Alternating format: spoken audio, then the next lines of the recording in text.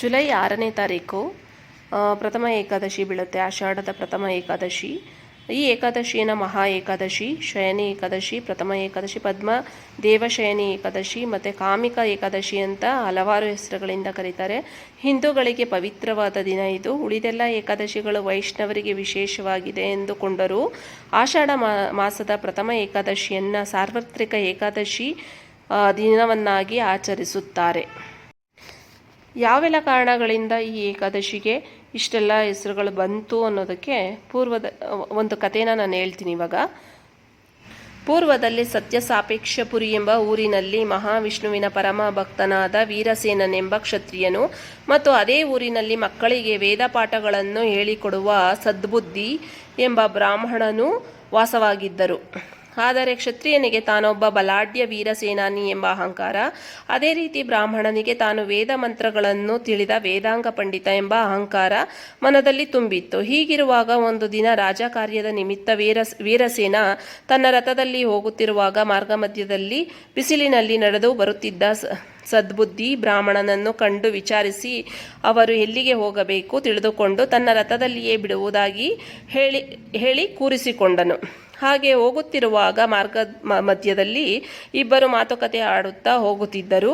ಸಾಮಾನ್ಯ ವಿಚಾರಗಳಿಂದ ಶುರುವಾದ ಮಾತು ಒಂದು ಹಂತದಲ್ಲಿ ಜ್ಞಾನಬಲ ದೊಡ್ಡದೋ ಅಥವಾ ಕ್ಷೌತ್ರ ಬಲ ದೊಡ್ಡದೋ ಎಂಬ ಚರ್ಚೆಗೆ ತಿರುಗಿ ಇಬ್ಬರು ಮಾತನಾಡುವ ಭರದಲ್ಲಿ ಮಾತಿಗೆ ಮಾತು ಬೆಳೆದು ಕ್ಷತ್ರಿಯನಾದ ವೀರಸೇನನಿಗೆ ಸದ್ಬುದ್ಧಿ ಬ್ರಾಹ್ಮಣನ ಮೇಲೆ ಕೋಪ ಬಂದು ಆವೇಶದಲ್ಲಿ ತನ್ನ ಬಾಹುಬಲ ತೋರಿಸಿದಾಗ ಬ್ರಾಹ್ಮಣನು ಹತನಾದನು. ತಕ್ಷಣ ವೀರಸೇನನಿಗೆ ತನ್ನ ಹೀನ ಕೃತ್ಯ ಕಂಡು ಅವನಿಗೆ ನಾಚಿಕೆಯಾಗಿ ಬಂದು ಗ್ರಾಮಸ್ಥರಲ್ಲಿ ಕ್ಷಮೆಯಾಚಿಸಿ ಬ್ರಾಹ್ಮಣ ಅಂತಿಮ ಕ್ರಿಯೆಗಳನ್ನು ತಾನೇ ಮಾಡುವುದಾಗಿ ವಚನವಿತ್ತು ಭೋಜನ ದಾನ ಸತ್ಕಾರ ಸ್ವೀಕರಿಸಲು ತನ್ನ ಮನೆಗೆ ಬರಬೇಕೆಂದು ವೀರಸೇನನು ಕೈ ಮುಗಿದು ಬ್ರಾಹ್ಮಣರನ್ನು ಆಹ್ವಾನಿಸಿದನು. ಆದರೆ ಬ್ರಾಹ್ಮಣರು ಅವನ ಆಹ್ವಾನವನ್ನು ನಿರಾಕರಿಸಿದರು. ಕಾರಣ ಹೇಳಲು ವೀರಸೇನ, ನೀನು ಸದ್ಬುದ್ಧಿ ಒಬ್ಬ ಬ್ರಾಹ್ಮಣನಾಗಿದ್ದ, ಆತನನ್ನು ಕೊಂದು ಬ್ರಹ್ಮಹತ್ಯಾ ದೋಷ ನಿನಗೆ ಬಂದಿದೆ. ನಿನ್ನ ಮನೆಯಲ್ಲಿ ಬ್ರಾಹ್ಮಣರಾದ ನಾವು ಭೋಜನ ಮಾಡುವುದು ಅಸಾಧ್ಯ, ಆದ್ದರಿಂದ ಬರುವುದಿಲ್ಲ ಎಂದರು. ವೀರಸೇನನು ಪುನಃ ಬ್ರಾಹ್ಮಣರಿಗೆ ಕೈಮುಗಿದು, ಸ್ವಾಮಿ, ನಾನು ಒಂದು ಕ್ಷಣ ಮತಿಹೀನನಾಗಿ ಈ ಕೃತ್ಯ ಎಸಗಿದೆ. ವಿಪ್ರರಾದ ನೀವು ಕ್ಷಮೆ ಮಾಡಿ ದಯವಿಟ್ಟು ಇದಕ್ಕೊಂದು ಪರಿಹಾರ ತಿಳಿಸಿ ಎಂದು ಪ್ರಾರ್ಥಿಸಿದನು. ಬ್ರಾಹ್ಮಣರು ಗಮನವಿಟ್ಟು ಕೇಳು ವೀರಸೇನ, ಕ್ಷತ್ರಿಯನಾದವನು ಧರ್ಮ ಸಂರಕ್ಷಣೆಯನ್ನು ಮಾಡಬೇಕು. ಅದನ್ನು ಬಿಟ್ಟು ಬಲಹೀನರ ಮೇಲೆ ದಬ್ಬಾಳಿಕೆಯನ್ನು ಮಾಡಿದ್ದು ಅಪರಾಧವಾಗಿದೆ. ಆದರೂ ಅದಕ್ಕಾಗಿ ನೀನು ಪಶ್ಚಾತ್ತಾಪ ಪಟ್ಟಿರುವ ಕಾರಣ ಕ್ಷಮೆ ಇದೆ. ಈಗ ಬ್ರಾಹ್ಮಣನನ್ನು ಕೊಂದ ಪರಿಹಾರಕ್ಕಾಗಿ ಅಮಾವಾಸ್ಯೆಯ ನಂತರ ಆಷಾಢ ಮಾಸದ ಕೃಷ್ಣ ಪಕ್ಷದ ಏಕಾದಶಿಯಂದು ವಿಧಿವಿಧಾನಗಳನುಸಾರ ದಿನವಿಡೀ ನಿರಶನ ಉಪವಾಸ ಮಾಡುವುದರಿಂದ ಬ್ರಹ್ಮಹತ್ಯಾ ದೋಷವು ನಿವಾರಣೆಯಾಗಿ ನಿನ್ನ ಪಾಪಗಳು ನಾಶವಾಗುವವು ಎಂದು ಹೇಳಿದರು. ಬ್ರಾಹ್ಮಣರ ಮಾತಿನಂತೆ ವೀರಸೇನನು ಯಥಾವತ್ತಾಗಿ ಕಾಮಿಕ ಏಕಾದಶಿಯನ್ನು ವಿಧಿವಿಧಾನಗಳ ಅನುಸಾರ ವ್ರತವನ್ನು ಆಚರಿಸಿ ಬ್ರಾಹ್ಮಣರು ಸಂತುಷ್ಟರಾಗುವಂತೆ ಭೋಜನವನ್ನು ಹಾಗೂ ದಾನಗಳನ್ನು ಮಾಡಿ ಮಹಾವಿಷ್ಣುವಿನ ಕೃಪೆಗೆ ಪಾತ್ರನಾಗಿ ಬ್ರಹ್ಮಹತ್ಯಾದೋಷದಿಂದ ಮುಕ್ತನಾದನು ಎಂಬ ಈ ಕಥೆಯನ್ನು ದೇವವ್ರತ ಭೀಷ್ಮರು ನಾರದರಿಗೆ ಹೇಳಿದರು ಎಂದು ಶ್ರೀಕೃಷ್ಣನು ಅರ್ಜುನನಿಗೆ ತಿಳಿಸಿದನು. ಹಾಗೆ ಪ್ರಥಮ ಏಕಾದಶಿ ಕುರಿತು ಹೇಳುತ್ತಾ ಆಷಾಢ ಮಾಸದ ಕೃಷ್ಣ ಪಕ್ಷದ ಏಕಾದಶಿ ಅಂದರೆ ಈ ಕಾಮಿಕ ಏಕಾದಶಿಯ ಅಧಿಪತಿ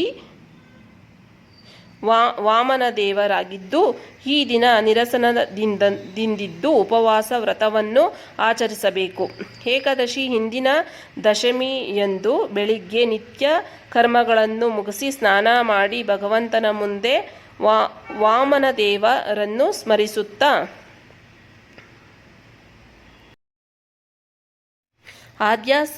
ಆದ್ಯಾಸ್ತಿತ್ವ ನಿರಾಹಾರ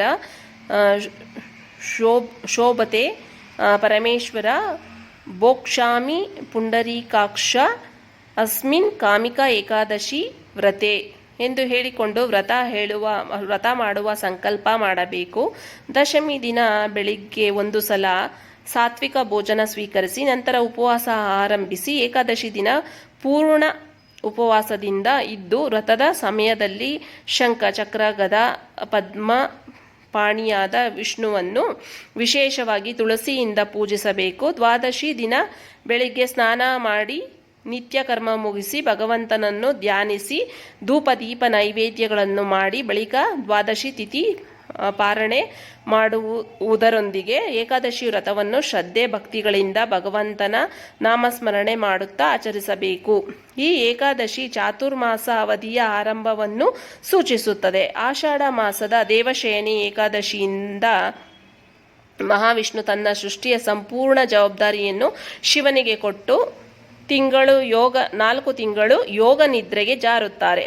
ಆದ್ದರಿಂದ ಇದನ್ನು ದೇವಶಯನಿ ಅಥವಾ ಹರಿಶಯನಿ ಏಕಾದಶಿ ಎಂದು ಕರೆಯುತ್ತಾರೆ.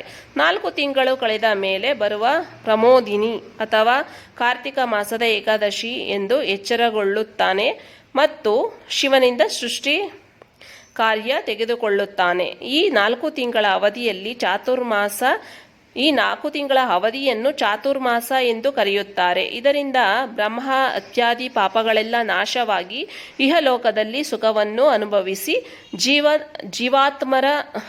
ಜೀವಾತ್ಮರು ಕೊನೆಗೆ ವಿಷ್ಣು ಲೋಕಕ್ಕೆ ಹೋಗುತ್ತಾರೆ. ಹಾಗೂ ಶ್ರೇಷ್ಠವಾದ ಕಾಮಿಕ ಏಕಾದಶಿಯ ಮಹಿಮೆಯನ್ನು ಕೇಳುವುದರಿಂದ, ಓದುವುದರಿಂದ, ಹೇಳುವುದರಿಂದ ವಾಜಪೇಯಿ ಯಾಗದ ಫಲವನ್ನು ಪಡೆದು ಜನರು ಸ್ವರ್ಗವನ್ನು ಪಡೆಯುತ್ತಾರೆ ಎಂದು ಶ್ರೀಕೃಷ್ಣನು ಪ್ರಥಮ ಏಕಾದಶಿ ವ್ರತೋ ಪ್ರದೇಶವನ್ನು ಅರ್ಜುನನಿಗೆ ತಿಳಿಸಿದನು.